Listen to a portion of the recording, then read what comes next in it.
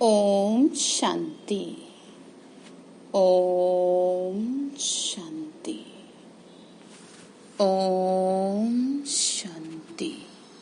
आज 14 तारीख के शिव बाबा के महावाक्य हैं।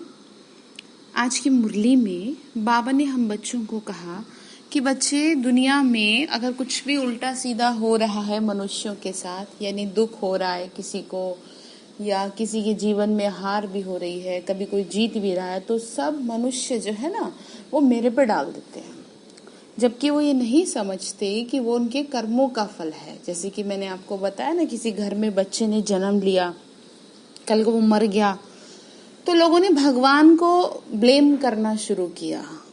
हालांकि कहते तो हैं दुनिया में भी कि भैया देने वाला भी वही है। अब जब देने वाला ही वही है, उसने ले लिया तो क्या हुआ। अब आपको यहाँ समझना है, ना तो वो दे रहा ना वो ले रहा। आपके साथ जो भी कुछ हो रहा है आप ही के किए हुए कर्मों का फल है। इस कड़वे सत्य को आप स्वीकार लीजिए। तो बाबा आज यही कह रहे हैं। बाबा ने कहा कि दुनिया में तो लोग मुझे ऐसे समझते हैं कि मैं कर रहा हूँ, लेकिन तुम अच्छे से समझ पा रहे हो कि ये जो है ना कर्मों का खेल है। तो बाबा यही कहा फिर। तो बाबा ने कहा मेरे को कह देते हैं, दुख हुआ तो भी मुझे कह देते हैं। बाबा ने कहा बच्चे, मैंने थोड़ी तुमको दुखी किया है, देखो कैसे भगवान कह रहे हैं। फिर बाबा ने कहा कि दुनिया में भी कहते हैं सत्संग। अब सत्संग का मतलब ये नहीं होता कि आप बैठ के किसी के प्रवचन सुने। सत्संग का मतलब होता है सत्य का संग, यानी कि दुनिया में सिवाय परमात्मा शिव के और कुछ भी सत्य नहीं है। तो कहा ये जा रहा है कि तुम हर वक्त उठते बैठते चलते फिरते मेरे संग में रहो, तो वो सत्संग कहलाएगा। ठीक है, भगवान का संग ही तो सत्संग है। उसके लिए ऐसा थोड़ी है कि आप बैठ करके स्पेशली वो करें तभी हो, जबकि गीता में तो साफ लिखा है कि मैं जप तप पूजा पाठ तीर्थ वेद इत्यादि से प्राप्त नहीं होता। भगवान तो प्यार की भाषा को समझते हैं। तो उसी के लिए बाबा ने कहा कि वो सत्संग यानी तुम मेरे संग में हो, तुम्हें मेरा संग मिला है। लोगों ने सोचा कि भाई सत्संग सुनना चाहिए, है ना। देखो, दुनिया में कहा जाता है झूठी माया झूठी काया झूठा सब संसार। क्या कभी सुना आपने कि झूठा भगवान? क्योंकि भगवान तो झूठा है ही नहीं, इंसान झूठा है। तो भगवान तो सच्चा है ना, तो इसीलिए कहा सत्य, और कहा कि उस सत्य परमात्मा का संग कीजिए, हर वक्त उसको अपने साथ महसूस कीजिए। ठीक है। फिर बाबा ने आगे कहा है कि बच्चे देखो, ये जो समय ऐसा चल रहा है ना, इसमें सहनशीलता का गुण धारण करके माया के विघ्नों पे विजय प्राप्त कर लो। अब तुम्हारा फायदा इसी में है। बाबा ऐसे समझा रहे आज। चलिए सुनते हैं शिव बाबा की महावाक्य। प्रातः मुरली ओम शांति बाप दादा मधुबन।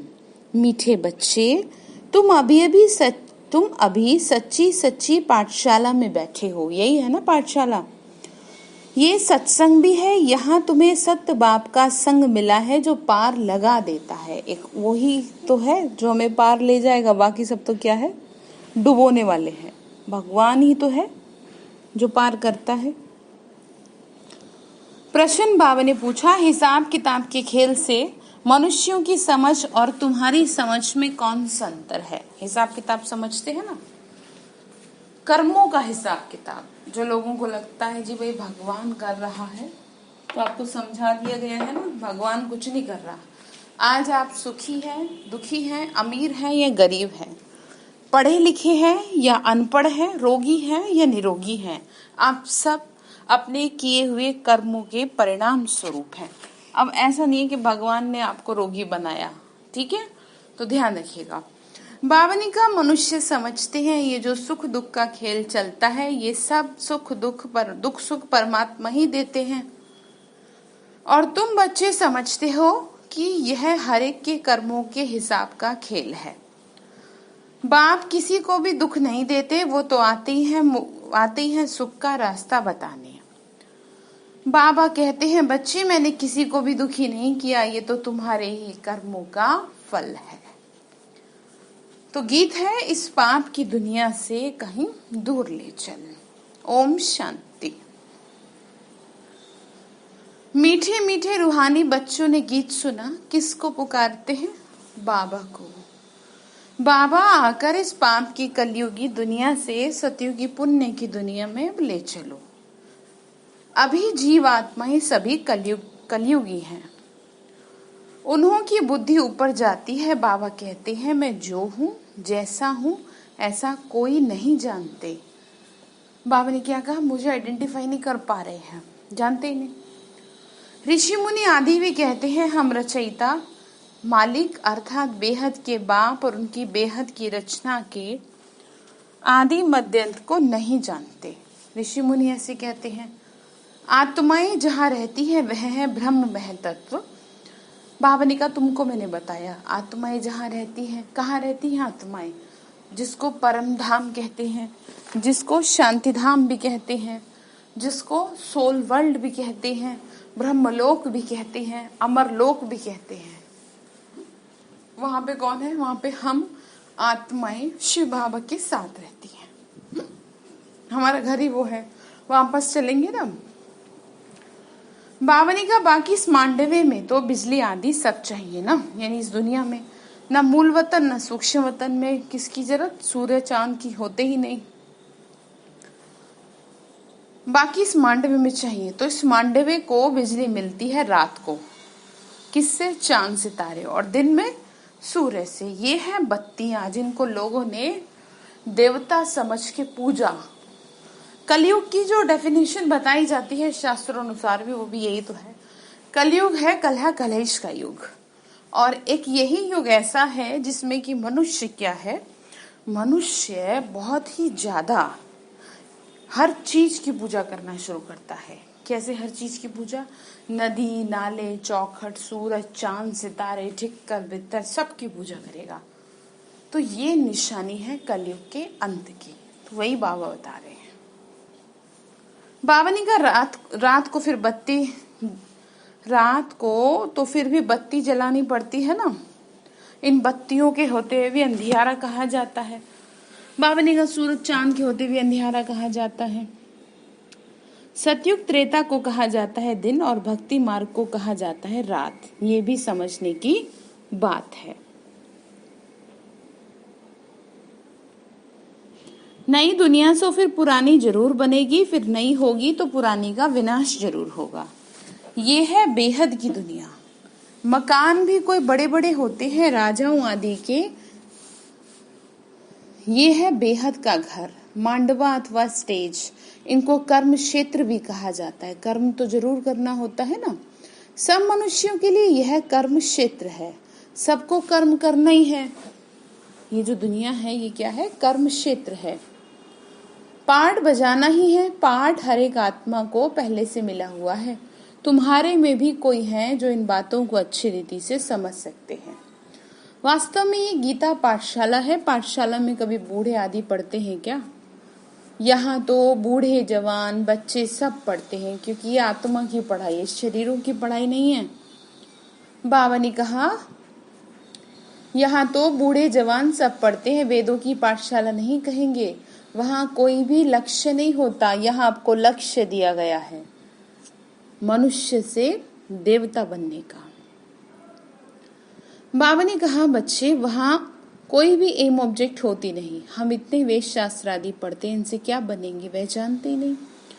कोई भी जो सत्संग है वह, बाबा ने कहा कोई भी जो सत्संग है एम ऑब्जेक्ट कुछ नहीं है। अब तो उनको सत्संग कहने से लज्जा आती है, यानी बिना लक्ष्य की है, बस ठीक है चल रहा है, सबका अपना अपना सिक्का। तो मतलब अपना अपना हिसाब कर रहे हैं। जैसे जियो ने अगर लगाया है इस तरफ तो कर रहे हैं, करेंगे क्या और ये भी नहीं कर पाएंगे तो बाबा ने कहा ठीक है। लज्जा, कईयों को लज्जा भी आती है, गड़बड़ कर देते हैं। सत्य तो एक बाप ही है जिसके लिए कहा जाता है संग तारे कुसंग बोरे, यानी कुसंग डुबो दे, और जो अच्छा संग है वो आपको पार कर देगा। तो बाबा का संग कैसा संग है? सत्य का संग है ना, वही तो पार करेगा। अभी तुमको वंडर लगता है ना सारे सृष्टि के आदि मध्यंत का ज्ञान कैसे बाबा देते हैं। तुमको तो खुशी होनी चाहिए। तुम सच्ची सच्ची पाठशाला में बैठे हो। बाकी सब हैं झूठी पाठशालाएं, उन सत्संगों आदि में कुछ भी बनकर निकलते नहीं। स्कूल कॉलेज आदि में फिर भी कुछ बनकर तो निकलते हैं। बाबा ने कहा दुनिया में लोग सत्संग में जाते हैं, जैसे जाते हैं वैसे के वैसे आ जाते हैं। क्या परिवर्तन होता है? कुछ नहीं, बस ये है कि टाइम ठीक है वो फालतू की चीजों से उधर स्पेंड हो जाता है, लेकिन होता तो कुछ नहीं ना। जीवन सफल कैसे होगा? जीवन को सफल करने के लिए लक्ष्य बहुत जरूरी है। जैसे बच्चे को जैसे वो अपना थोड़ा होश संभालता है तो फटाफट से उसको स्कूल में दाखिल करा देते हैं कि भाई जल्दी से अपना लक्ष्य अपना चुनेगा, सही से पढ़ेगा तो जीवन बनेगा। तो बाबा ने यही कहा कि यहाँ पे तुमको लक्ष्य मिला है, दुनिया में कहीं लक्ष्य नहीं दिया जाता। स्कूल कॉलेज आदि में फिर भी कुछ बनकर निकलते हैं, क्योंकि पढ़ते हैं, बाकी कहीं भी पढ़ाई नहीं है। सत्संग को पढ़ाई नहीं कहेंगे। शास्त्र आदि तो पढ़कर फिर दुकान खोल बैठते हैं, पैसा कमाते हैं। ग्रंथ थोड़ा सीखकर गुरुद्वारा खोल बैठ जाते हैं। गुरुद्वारे भी कितने खोलते हैं, गुरु का द्वार अर्थात घर कहेंगे। बाबा ने कहा कि थोड़ा भी सीख लेते हैं तो खोल के बैठते हैं। फाटक खुलता है, वहां जाके शास्त्र आदि पढ़ते हैं। तुम्हारा गुरुद्वारा है मुक्ति और जीवन मुक्ति धाम। हम कहाँ जाएंगे? परम धाम। हमारा तो गेट वही है ना, शांति धाम। और फिर कहाँ जाएंगे? सुख धाम, स्वर्ग। बाबा ने कहा बच्चे, सतगुरु का नाम क्या है? अकाल मूरत। सतगुरु को अकाल मूरत कहते हैं। वह आकर मुक्ति और जीवन मुक्ति का द्वार खोलते हैं। अकाल मूरत है ना, जिसको काल भी नहीं खा सकता। आत्मा है ही बिंदी, उनको काल कैसे खाएगा? हम है आत्मा बिंदी, कैसे काल खाएगा बताओ? ना कोई उड़ा सके, ना कोई जला सके, ना कोई बहा सके, कुछ नहीं बिगाड़ सकता आपका कोई। तो फिर किस चीज का डर बताओ? बाबा ने कहा वह आत्मा तो शरीर छोड़कर भाग जाती है। मनुष्य समझते थोड़ी है कि पुराना शरीर छोड़ जाए फिर दूसरा लेगी। इसमें रोने की क्या बात है?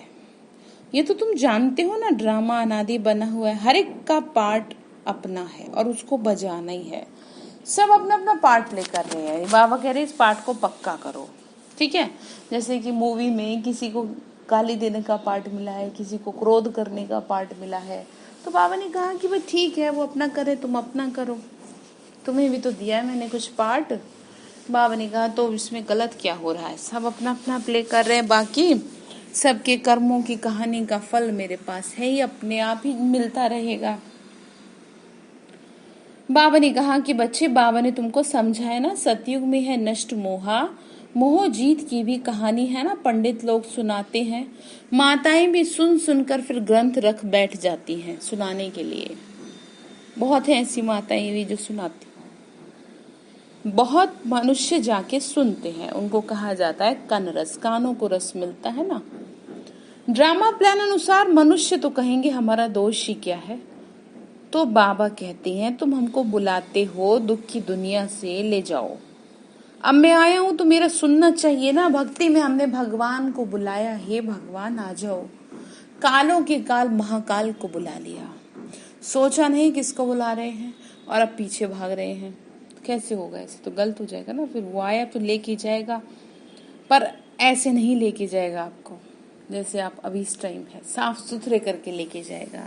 जैसे माँ बाप क्या है, बच्चों को कहीं जाना होता है तो कैसे लेके जाते हैं? सही से साफ सुथरे कपड़े पहना के लेके जाएंगे ना, उसको तैयार करके। और वो चाहे वो तैयार हो ना हो, छोटे बच्चे होते हैं ना तैयार नहीं होते, ना तो नहाएंगे ना बाल बनवाएंगे, लेकिन माँ बाप क्या है जबरदस्ती करेंगे। तो वही बात यहाँ पर लागू होती है कि आप चाहो या ना चाहो, आपको साफ सुथरा तो होना पड़ेगा। या तो हो जाओ बाबा की डायरेक्शन से, उसकी याद से, नहीं तो वो दूसरे तरीके से करेगा।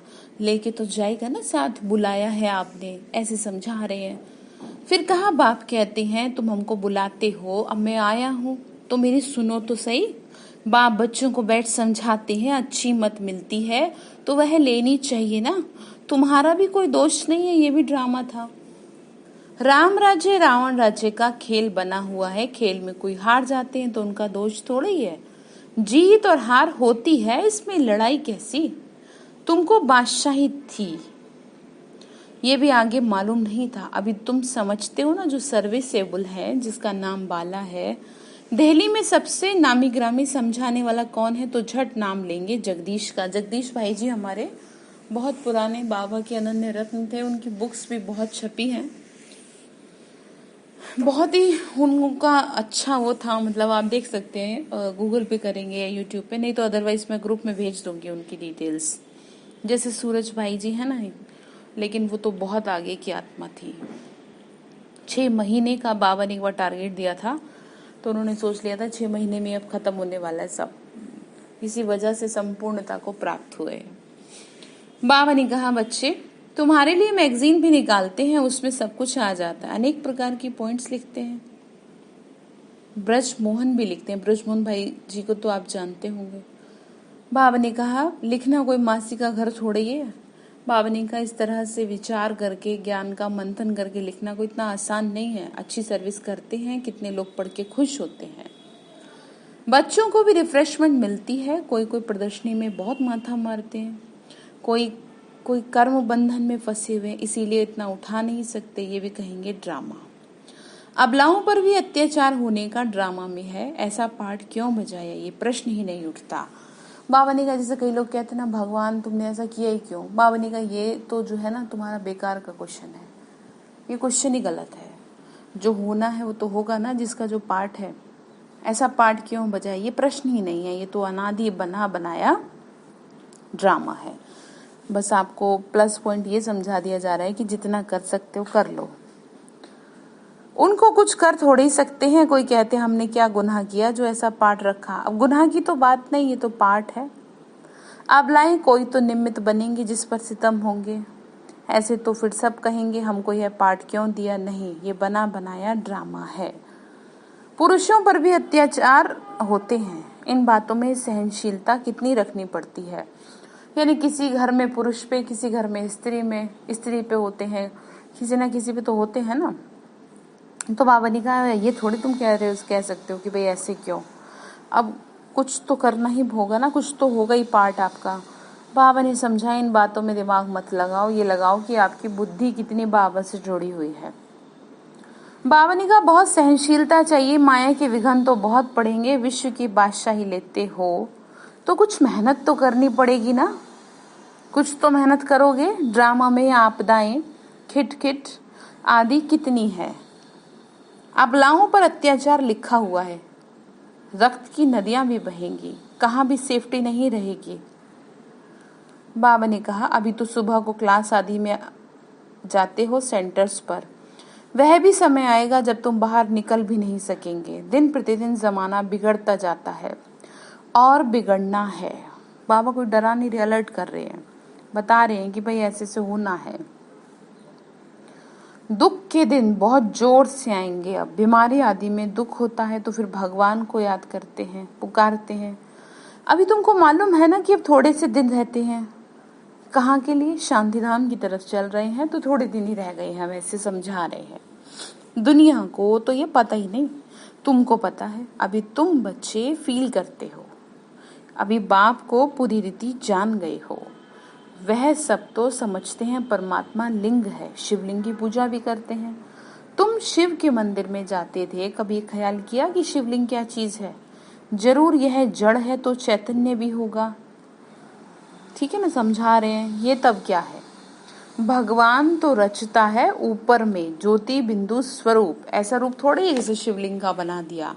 उनकी निशानी सिर्फ पूजा के लिए, इतना बड़ा रूप कि भाई देखो कैसे मतलब भगवान को पहचानेंगे, इसलिए ऐसा रूप दे दिया। भगवान ने थोड़ी कहा मेरा ऐसा रूप है, मनुष्य ने अपनी बुद्धि से बनाया। भगवान तो रचता है ना, ऊपर में है, उनकी निशानी सिर्फ पूजा के लिए। पूज्य होंगे तो फिर ये चीज नहीं होगी। शिव काशी के मंदिर में जाते हैं, किसी को पता थोड़ी है। भगवान निराकार है, हम भी उनके बच्चे हैं। बाप के बच्चे होकर फिर दुखी क्यों हैं? अंडरलाइन करिए, ध्यान से लिख लीजिए इस बात को। आज बाबा ने क्या कहा आपको कि मेरे बच्चे होके तुम दुखी क्यों हो? विचार करने की बात है ना। आत्मा कहती है हम परमात्मा की संतान हैं, फिर हम दुखी क्यों हैं? बाबा ने कहा फिर क्यों दुखी हो बताओ। बाप तो सुख देने वाला है ना, बुलाते भी हैं हे भगवान हमारे दुख मिटाओ। वह कैसे मिटाएंगे सुख दुख का, ये तो अपना कर्मों का हिसाब है। समझ आ रही बात? ये तो अपना हिसाब है, बताओ भगवान क्या करे। इसको ऐसे समझिए ना जैसे कि बच्चों की पेरेंट्स बहुत अच्छे घर में शादी करते हैं, अपने से अच्छे से अच्छा करते हैं भाई, कैसे कैसे करते हैं हर कोई जानता है। कोई माँ बाप नहीं चाहेंगे कि उनका बच्चा दुखी रहे, लेकिन होता क्या है, फिर भी क्या है, उसका जीवन सुखी नहीं होता, वो दुखी होता है, किसी न किसी वजह से उसको कष्ट होता है। अब इसमें माँ बाप का रोल है क्या? माँ बाप ने चाहा कि वो दुखी हो? नहीं ना। तो फिर अब उसका जो कर्मों का हिसाब है बच्चे का, वो तो उसे भुगतना ही पड़ेगा वहीं जाके। तो वही बात बाबा कह रहे हैं कि मैं तुमको दुखी क्यों करूंगा, मैं तो तुमको सुख देता हूँ और तुम क्या देते हो, तुम दुख दे रहे हो। है कितनी बुरी बात है ये, तो बहुत तो ध्यान रखेंगे, ठीक है। बाबा ने कहा कि सुख दुख तो अपने कर्मों का हिसाब है। मनुष्य समझते हैं सुख का एवजा सुख और दुख का एवजा दुख परमात्मा ही देते हैं, उन पर रख देते हैं। बाबा कहते हैं मैं कभी दुख नहीं देता, मैं तो आधा कल्प के लिए सुख दे के जाता हूँ। ये जो ज्ञान आपको अब प्राप्त हो रहा है ना, इस ज्ञान की वजह से आपको सुख मिलेगा। ये फिर सुख और दुख का खेल है। सिर्फ सुख का ही खेल होता है फिर तो ये भक्ति आदि कुछ ना हो। भगवान से मिलने के लिए ये भक्ति आदि सब करते हैं। अब बाबा बैठ सारा समाचार सुनाते हैं। बाबा कहते हैं तुम बच्चे कितने भाग्यशाली हो, उन ऋषियों मुनियों आदि का कितना मान है। तुम हो राज ऋषि, वह है हठयोग ऋषि। ऋषि मतलब पवित्र। तुम स्वर्ग के राजा बनते हो तो पवित्र तो जरूर बनना पड़े। सतयुग त्रेता में जिनका राज्य था उनका ही फिर होगा। बाबा ने कहा कि बच्चे देखो, सतयुग त्रेता में राज्य था ना जिनका, वापस उनका होगा। तुम अभी कहते हो हम श्रीमत पे अपना राज्य स्थापन कर रहे हैं। पुरानी दुनिया का विनाश होने में भी समय तो लगेगा ना। सतयुग आना है, कलयुग जाना है, ठीक है। आगे बाबा ने कहा कितनी बड़ी दुनिया है, हर एक शहर, एक एक शहर मनुष्य से कितना भरा हुआ है। धनवान आदमी दुनिया का चक्र लगाते हैं, परंतु यह सारी दुनिया को तो कोई देख ही न सके। हाँ, सतयुग में देख सकेंगे बाबा ने कहा, क्योंकि सतयुग में एक ही राज्य है, इतनी पब्लिक ही नहीं है, एक ही राज्य है और थोड़े मनुष्य रहेंगे। बाबा ने कहा इतने थोड़े राजाएं होंगे, यहाँ तो देखो कितनी बड़ी दुनिया है, इतनी बड़ी दुनिया का चक्र कौन लगाए। वहां तुमको समुद्र में जाने का नहीं है, वहां सीलोन वर्मा आदि होंगे नहीं, कुछ भी नहीं। यहाँ कराची नहीं होगी, यह कराची नहीं होगी। तुम सब मीठी नदियों के किनारे पे रहते हो। देखो बाबा बता रहे कैसे तुम रहेंगे। खेती बाड़ी आदि सब होती है, सृष्टि तो बड़ी है, मनुष्य बहुत थोड़े रहते हैं। कहाँ की बात कर रहे हैं बाबा? सतयुग की दुनिया के बारे में बता रहे हैं कि बच्चे सतयुग की दुनिया होगी तो देखो जब हो तुम्हारे लिए ला रहे हैं ना सतयुग की दुनिया बाबा ने कहा, तो इस तरह से चीजें होंगी। बाबा ने फिर आगे कहा सृष्टि तो बड़ी है ना, फिर धीरे धीरे वृद्धि होती है। फिर वहां जाके अपना राज्य स्थापन किया, धीरे धीरे हब करते गए, अपना राज्य स्थापन किया। अभी तो सबको छोड़ना पड़ता है, अभी तो सब छोड़ना ही पड़ता है। एक भारत ही है जिसने किसी पर भी राज्य छीना नहीं, किसी का भी, क्योंकि भारत असल में अहिंसक है। भारत ही सारी दुनिया का मालिक था और सब पीछे आए हैं। जो टुकड़े टुकड़े लेते गए, तुमने कोई का हप नहीं किया। बाबा ने कहा तुमने नहीं किया, अंग्रेजों ने हप किया। तुम भारतवासियों को तो बाबा विश्व का मालिक बनाते हैं। तुम कहाँ गए थोड़ी ही हो, तुम बच्चों की बुद्धि में ये सारी बातें हैं। बाबा ने कहा तुमको ज्ञान दे दिया तो सब बैठ गया ना बुद्धि में। बाबा बोले तुम भारतवासियों को तो बाप विश्व का मालिक बनाते हैं, तुम बच्चों की बुद्धि में ये सारी बातें हैं। बूढ़ी माताएं तो इतना सब समझ न सके। बाबा कहते हैं अच्छा है जो तुम कुछ भी नहीं पढ़ी हो, पढ़ा लिखा सब बुद्धि से निकाल दो। क्योंकि फिर वही भरा रहेगा ना, और फिर बाबा की याद नहीं कर पाएंगी सहज। सिर्फ एक बात धारण करनी है, मीठे बच्चे बाप को याद करो। तुम कहती थी ना बाबा आप आएंगे तो हम आप पे वारी जाएंगे। बाबा ने कैसे कहती थी ना, अब क्या हुआ फिर? वारी जाने की जो बात कही थी, तुम्हारे फिर बाबा ने कहा तुम्हें फिर हमारे पे कुर्बान जाना है। लेन देन होती है। शादी के टाइम स्त्री एक दो के हाथ में, शादी के टाइम स्त्री पुरुष एक दो के हाथ में नमक देते हैं। बाप को भी कहते हैं हम पुराना सब कुछ आपको देते हैं। मरना तो है ही, ये सब खत्म होना है, आप हमको नई दुनिया में देना। बाबा आते हैं सबको ले जाने। काल है ना, सिंध में कहते थे यह कौन सा काल है जो सबको भगा के लेके जाता है? वो कौन है? महाकाल। तो तुम बच्चे तो खुश होते हो ना चलने के लिए, ये नहीं बाबा अभी कैसे ऐसे थोड़ी। इतनी जो मेहनत आप पे की जा रही है किस लिए की जा रही है? इसीलिए तो कर रहे हैं कि जल्दी जल्दी कर लो तैयारी।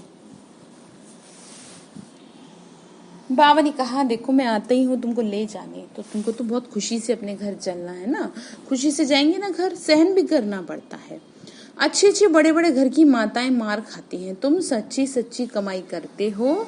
मनुष्य थोड़ी जानते हैं ये है कलयुगी शूद्र संप्रदाय, और तुम हो क्या?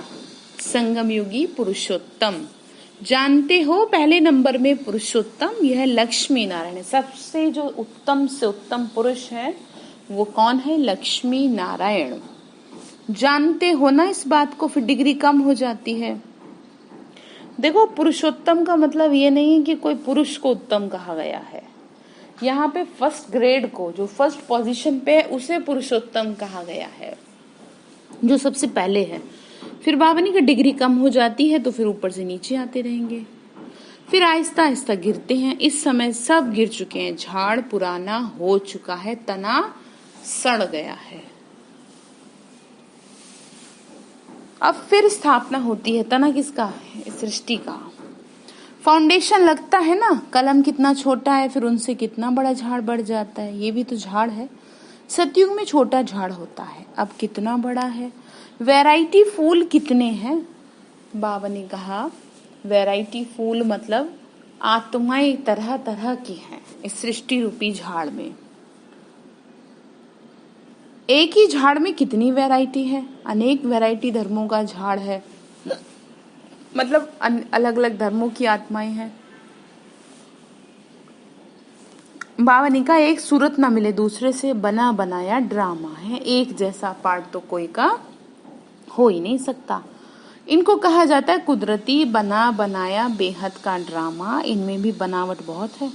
जो चीज रियल होती है वो खत्म भी होती है, फिर 5000 वर्ष के बाद रियलिटी में आएंगे।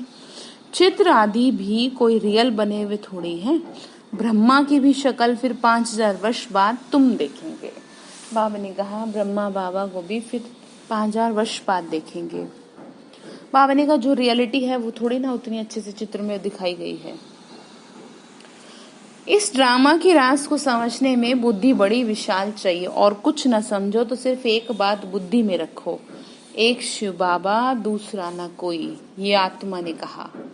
बाबा हम आपको ही याद करेंगे, ये तो सहज है ना, हाथों से काम करो, बुद्धि से याद करते रहो।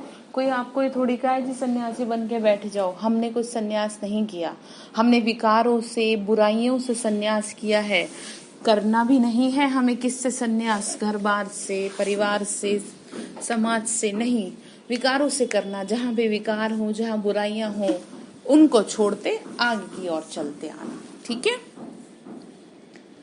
अच्छा, मीठे मीठे सिक्के लदे बच्चों प्रति मात पिता बाप दादा का याद प्यार और गुड मॉर्निंग। रूहानी बाप की रूहानी बच्चों को नमस्ते। हम रूहानी बच्चों की रूहानी मात पिता बाप दादा को नमस्ते। नमस्ते शिव बाबा, नमस्ते। शुक्रिया बाबा, शुक्रिया बाबा, शुक्रिया। धारणा के लिए मुख्य सार है सहनशीलता का गुण धारण कर माया के विघ्नों में पास होना है। अनेक आपदाएं आएंगी, अत्याचार होंगे, ऐसे समय पे सहन करते बाप की याद में रहना है और सच्ची सच्ची कमाई करनी है। दूसरा पॉइंट है विशाल बुद्धि बन। इस बने बनाए ड्रामा को अच्छी रीति समझना है। ये कुदरती ड्रामा बना हुआ है, इसलिए प्रश्न नहीं उठ सकता। अब बाप जो अच्छी मत देते हैं ना, उस पे चलते रहना बस, ठीक है। जो मत आपको दी जा रही है, अपने आप सेफ रहेंगे। वरदान दिया बाबा ने,